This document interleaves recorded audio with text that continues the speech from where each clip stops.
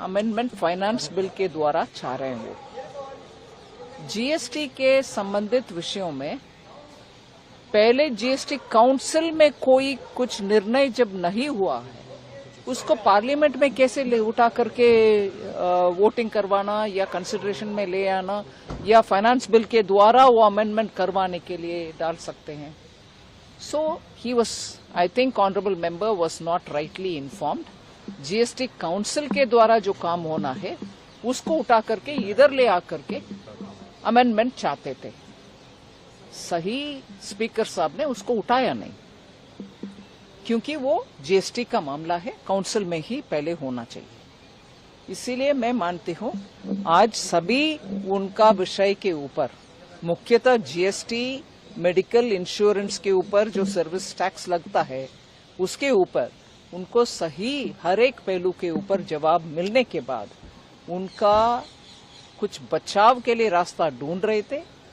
ये अमेंडमेंट का विषय के ऊपर कैसे मेरा अमेंडमेंट उठाया नहीं है वगैरह चिल्ला चिल्ला करके निकल गए बाहर, वॉकआउट करके चले गए. फाइनेंस बिल का पारित करने में उनका योगदान नहीं रहा.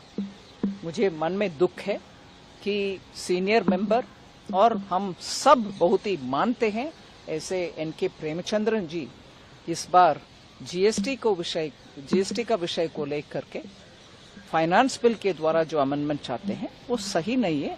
जीएसटी काउंसिल कॉन्स्टिट्यूशनली एक बड़ा सा बॉडी है, उसमें स्टेट वित्त मंत्रीगण भी बैठते हैं. पहले वो अमेंडमेंट सही अमेंडमेंट नहीं है, इधर आने का उनका नहीं है स्थान, वो जीएसटी काउंसिल में होना था. इसको बहाना जैसे दिखाते हुए वो वॉकआउट करना मुझे लगता है एक आफ्टर थॉट है, क्योंकि उनका हर विषय में जवाब क्या बोलते हैं डंके के चोट पर मिल गए. इंडेक्सेशन बेनिफिट को लेकर भी विपक्ष का कहना था कि इसको पार्शियली रोल बैक किया गया है. मतलब पार्शियली नहीं, जहां प्रॉपर्टी के विषय में इंडेक्सेशन के ऊपर बहुत हमें इनपुट मिला है बजट पेश करने के बाद, उन आवाजों को सुन करके माननीय प्रधानमंत्री जी चाहते थे कि राहत मिडिल क्लास को मिलना चाहिए. इसीलिए उसको हमने जो पोजीशन हमने ले आए वो भी है. और नया इंडेक्सेशन के साथ भी 23 जुलाई 2024 से पहले खरीदा हुआ संपत्ति को कैपिटल गेन्स के विषय में आप इंडेक्सेशन भी उपयोग करो, ये नया भी इंडेक्सेशन रहित वाला ये स्कीम को भी उपयोग करो. दोनों में जिसमें आपको कम टैक्स भरना है वो वाला सिस्टम अपनाओ. ऐसे हम ऑप्शन दे रहे हैं मिडिल क्लास के लिए, ये भी है वो भी है. अब दोनों से कम रेट जिसमें है वो यू चूज दैट. ये ऑप्शन आम जनता के लिए माननीय प्रधानमंत्री जी ने एक ऑप्शन के नाते दिए, जिससे दोनों सिस्टम से जिसमें कम है टैक्स वो अपनाओ.